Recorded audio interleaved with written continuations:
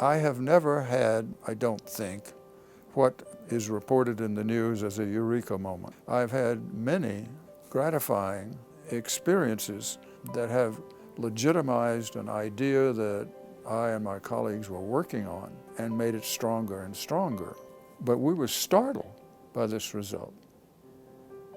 We didn't understand it, however. So you can't claim it as a eureka moment because we didn't know what we had stumbled into. You call it a stumbling moment, surprise stumbling moment.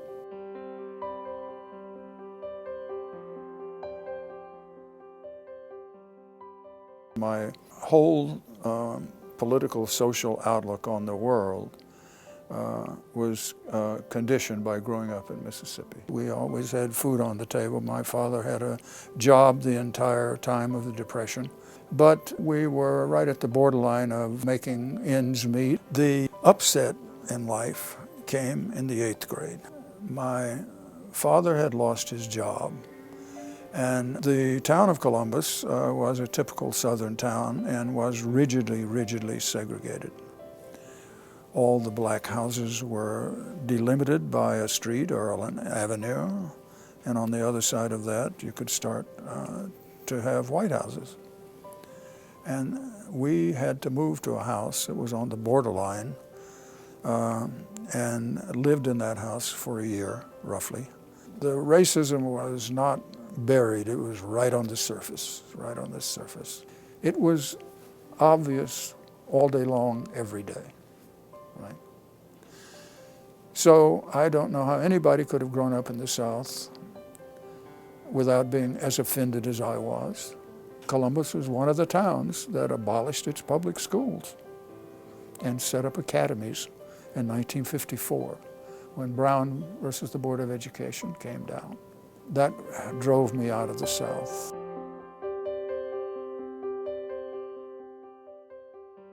I landed in the laboratory of a fellow called Robert J. Glaser, Bobby Joy he was called. I learned to do experiments, and I really liked it. The last year that I was working in Glaser's laboratory, I did an experiment with penicillin, and he got this paper in the Journal of Clinical Investigation. So that was a good send-off.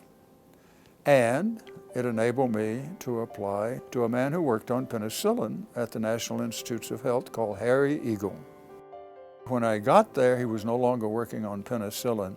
Thank goodness, because he had, during this time, made a major step forward in laboratory science.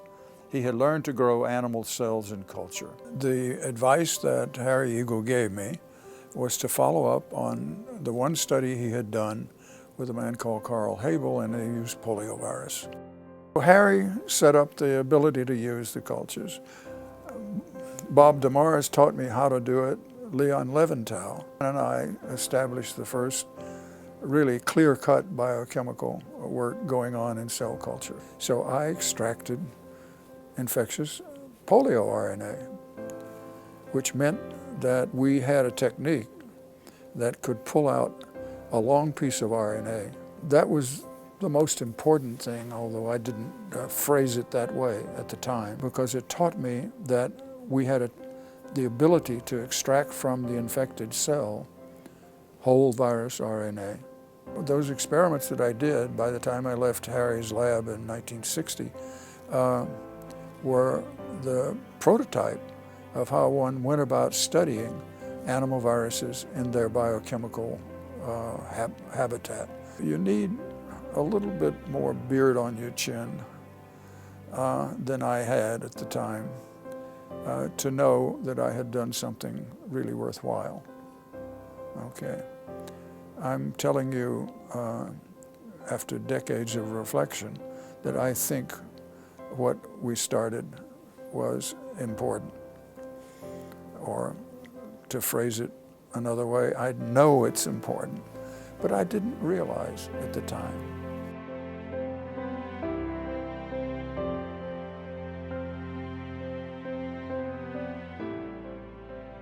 There were only 3 places on the planet, Watson's lab, Sidney's lab, Jacobe's lab, that knew about messenger RNA.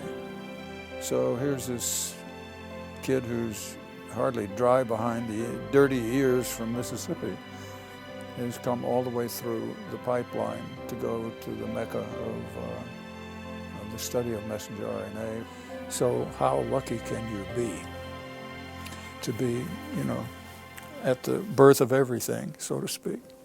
Because the messenger RNA is the most central idea and the most central player in cell specificity.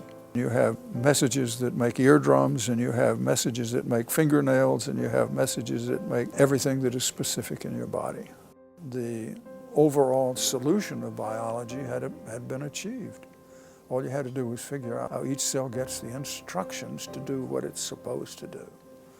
And that's the history of biology since 1960. I knew that the power of the information about messenger RNA was too great for us, ourselves, not to have messenger RNA. But where was it and how did it get it formed? You ask me, did I know what my future was? Damn right. It was to find the messenger RNA.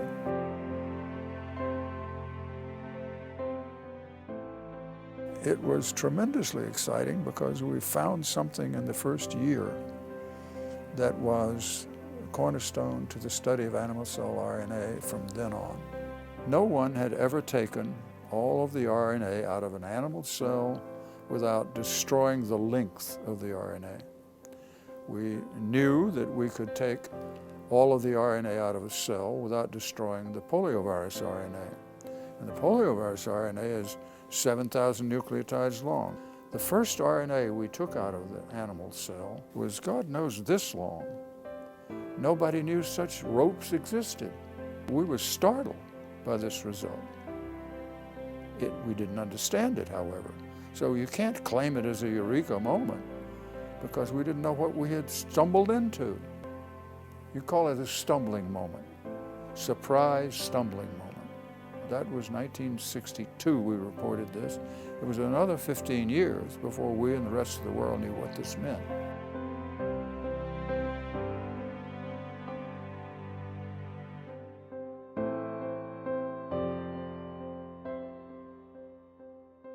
My highest honor, in my view, for sure, is the National Medal of Science. James E. Darnell.